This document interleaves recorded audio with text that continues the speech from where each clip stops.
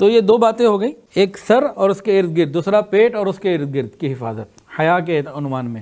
اب تیسری بات آقا نے فرمائی کہ انسان موت کو یاد کرے اور اپنی موت کے وقت سکرات اور قیامت کی پریشانیوں کو یاد کرے۔ یہ موت کی یاد ایسی چیز ہے، بندہ ویسے ہی سیدھا ہو جاتا ہے۔ یہ گناہوں سے بچنے کا بڑا بہترین طریقہ ہے۔ امام غزالی رحمۃ اللہ علیہ فرماتے تھے، اے دوست تجھے کیا معلوم کہ وہ کپڑا جس نے تیرا کفن بننا ہے وہ بازار میں پہنچ چکا ہو، تو مسیح میں بیٹھا ہوا ہے، جس کپڑے نے تیرا کفن بننا ہے وہ بازار میں آ ہی چکا۔ کما تعیشون تموتون، جیسی زندگی کوئی گزارے گا ویسی اسے موت آئے گی۔ نیکی تقوی کی، پاک دامنی کی، حیا کی زندگی ہوگی تو ایسی موت آئے گی کلمے والی، اور اگر زندگی بے حیائی والی ہوگی تو پھر موت کے وقت کلمہ تو نہیں ملتا۔ تو انسان موت کو، موت کے وقت کو اور بعد کے حالات کو یاد کرے، یہ بھی حیا میں سے ہے۔ قیامت کے دن کے حالات کو یاد کرنا یہ بھی حیا میں سے ہے۔ موت کے حالات کو یاد کرنا تو بندہ سیدھا رہتا ہے۔ سرگودا کے ایک زمیندار کا واقعہ ہے، ایک مرتبہ کہیں کسی کو لاش ملی، دریا ندی کے کنارے لاوارث لاش تھی، اٹھا کے کہیں سے لے آئے۔ اب کفن کے لیے پیسے نہیں تھے، جو علاقہ تھا گاؤں بہت غریب تھا۔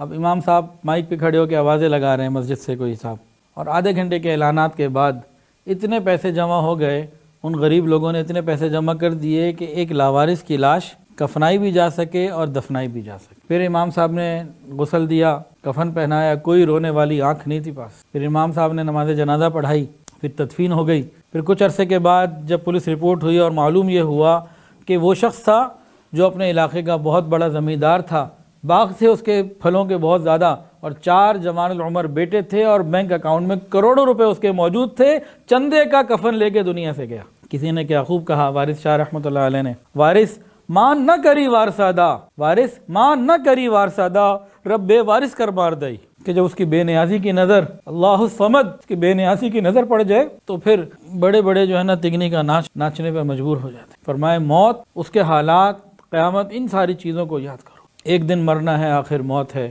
کر لے جو کرنا ہے آخر موت۔ ایک بہت بڑی حقیقت ہے، انسان اس کو یاد کرتا رہے تو بہت ساری چیزیں ٹھیک ہو جاتی ہیں، عقل ٹھکانے آ جاتی ہے۔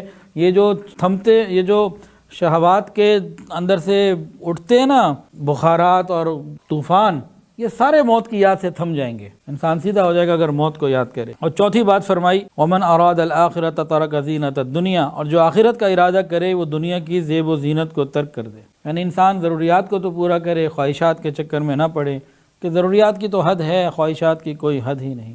ہزاروں خواہشیں ایسی ہیں کہ ہر خواہش پہ دم نکلے، بہت نکلے میرے ارماں مگر پھر بھی کم نہ۔ یہ تو خواہشات تو کبھی پوری ہو ہی نہیں سکتی۔ ترک دنیا کا مطلب ہے ترک لذات دنیا۔ انسان حرام لذتوں سے تو لازمی اپنے آپ کو بچائے۔ نبی علیہ السلام نے کھلا فرمایا، الدنیا جیفہ و طالبها کلاب، یہ دنیا مردار ہے اور اس کا طلب کرنے والا کتا ہے۔